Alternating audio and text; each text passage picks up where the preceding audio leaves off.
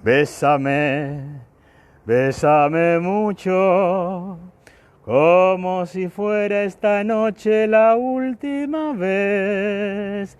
Bésame, bésame mucho, que tengo miedo perderte después. Bésame, bésame mucho, como si fuera esta noche la última vez. Pero bésame, bésame mucho, que tengo miedo a perderte después. 5 en punto de la tarde nuevamente acá. Esto es otro espacio de reflexiones al sur de la pandemia que sigue, la original. Auspiciado, por supuesto, por Forte Remeras, acá en La Prida, acá en este hermoso cielo. Y como siempre, a las 22 horas, este programa se repite en Spica Online, la mejor radio del mundo. Bueno, claro, nosotros comenzamos siendo el ejemplo de cómo había que administrar una pandemia. Está bien, ahora la tarjeta amarilla parece que se la saca la Organización Mundial de Salud, se la sacó a México y a Brasil. Y muchachos, bajen un cambio porque esto es un caos. Bueno, le sacaban tarjeta amarilla. Nosotros comenzamos, ¿se acuerdan los primeros discursos del padre psicoanalítico Alberto Fernández? Que te decía que te cuides, que esto, que aquello, no se podía salir a la calle, no salía acá nadie, no salía nadie a la calle, no había contagio prácticamente. Me acuerdo que yo salí, me saqué una foto, me mataron. Usted es un irresponsable, profesor, no da el ejemplo. Bueno, que yo estaba medio todavía, que no enganchaba todavía, no, de verdad, no me había caído la moneda del todo, la verdad. Y bueno, salí los primeros días, qué sé yo, cuando había 3 contagios. Bueno, la cuestión es que ahora hay... Bueno, vamos, si bien bajó un poquitito, estamos interesantes con los contagios, ¿no es cierto? Bueno, la cuestión es que ahora no solamente no somos es decir, de un punto de vista, no somos el ejemplo de cómo hay que gestionar una pandemia, pero lo interesante es que si en el día de mañana, digamos así, dentro de muchos años, vemos el velorio de Maradona, nos vamos a dar cuenta que encaja perfecto con una peste, un velorio de masas. Es decir, un velorio de masas para velar a un dios empalma bien con una peste. Es decir, hay una suerte de psicosis colectiva, una suerte de angustia, porque lo que está angustiando yo creo que es la pandemia, que se pone en cualquier parte esa angustia, ¿no es cierto? Se canaliza por cualquier lado. Y, por ejemplo, se canaliza en la adoración, qué sé yo, un poquito Alberte un poco puso las manos en el cajón, que es un poco paradigmático de esta situación de angustia que genera una pandemia y la funcionalidad de un velorio de este orden en una situación tan dramática, tan terrible, tan trágica, tan complicada como esta pandemia. Por supuesto que ahora es lógico que esperemos un poco, porque Alberte, si en el último discurso, que bien, es un discurso distinto, de otra factura, no obstante dijo que hay un rebrote en el mes de marzo.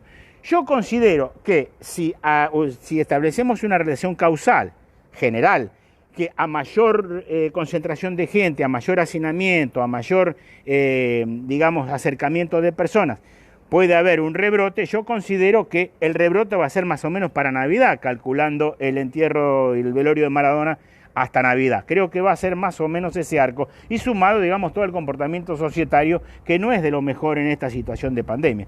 Por eso digamos que, por supuesto que ahora empieza otro tema, ¿no?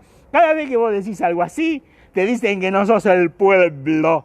Sí, es histórico, ¿no? Cuando vos decís algo que no le gusta a alguien, te revolean el pueblo por la cabeza o te dicen cosas como, qué sé yo, no conoces el conurbano profundo. Entonces ahí no podés hablar. Por supuesto que hay una cosa que es muy importante que tiene que ver con aquella pieza de Ibsen que alguna vez hemos citado, Un enemigo del pueblo, que en realidad un enemigo del pueblo es la pieza que hay que darle a los chicos para hacerles comprender qué quiere decir Bourdieu cuando dice que la sociología es una ciencia que incomoda.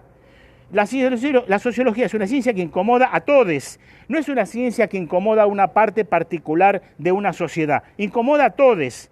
Una aseveración sociológica puede incomodar a actores de diversa naturaleza, de diversa factura. Es decir, que es más o menos lo que en algún momento Lito Marín nos enseñó cuando dijo que la sociología enseña a desobedecer. Bueno, sí, enseña a desobedecer todo. Bueno, por supuesto que además se cruza, y esto es muy interesante, seguramente los sociólogos de la cultura, mi amigo Rubín que está haciéndose agua a la boca con cuestiones de la cultura en la Argentina, que es muy interesante lo que pasa con esta cuestión del pueblo, la identidad, ¿no? Hola Ernesto, hola Máximo. Bueno, el asunto es así, que les quería comentar algo más. El problema de la identidad. Vamos a ver una cosa muy interesante que quiero señalar, y me estuve pensando hoy todo el día en esto. Néstor Kirchner fue un tipo realmente inteligente, pero brillante, con el tema de las identidades sociales, los movimientos sociales. ¿Qué hizo Néstor? ¿Y cuál es la consecuencia de lo que hizo Néstor en temas de las identidades políticas, las identidades sociales hoy? Néstor hizo una cosa interesante, digamos, que limpió por izquierda y metió adentro del peronismo todas las identidades que andaban dispersas, ¿no? Y todas las... Hola José Antonio, hace reír. Y digamos, levantó por izquierda todas las identidades que andaba suelta dentro del peronismo.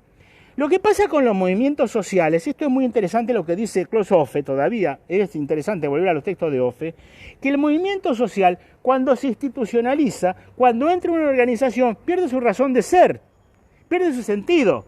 Es muy interesante lo que pasó con los movimientos sociales, con las identidades adentro del peronismo. Es decir, levantó todas las identidades, le dio un sentido a esas identidades, pero el sentido principal de todas las identidades que están dentro del peronismo es que son peronistas. No es que defienden centralmente la identidad a la que pertenecían originalmente cuando el peronismo las incorpora. Es decir, es un poco, de alguna u otra manera, la discusión que tenía Rosa Luxemburgo con Lenin con el tema de la organización. La organización mata, la organización es ideología, la organización te hace hacer otra cosa. Hay que pensar este tema de las identidades sociales, las identidades culturales y la pertenencia de esas identidades culturales a los grandes movimientos de masa. Hay que pensarlo, hay que estudiarlo. No es que hay que aceptarlo ni rechazarlo necesariamente, pero hay que pensarlo, hay que analizarlo un poco. Pero, por supuesto, que aplaudo la jugada de Néstor, ¿no es cierto? Fue una jugada excepcional realmente, excepcional, y que hoy por hoy logra tener gran parte de los movimientos sociales adentro del peronismo y darle a esas identidades sociales el sello del peronismo, no de la propia identidad social de pertenencia. Bueno, es un poquito lo que a mí me parece, lo que yo observo, pero desde luego que lo que digo, lo que me parece adecuado tener en cuenta es que el cuidado nos tiene que seguir preocupando en una sociedad que lamentablemente ha descuidado el cuidado, ¿no? Es lo que uno observa. Bueno, esto es lo que quería decirles en el día de hoy. Estudiar, pensar, resistir, no aflojar. Y mañana nos volvemos a ver en Reflexiones de la Pandemia, probablemente un poquito más tarde que de costumbre porque tengo un compromiso académico en Flaxo. Que sigan ustedes muy bien. Estudiar, pensar, resistir, no aflojar.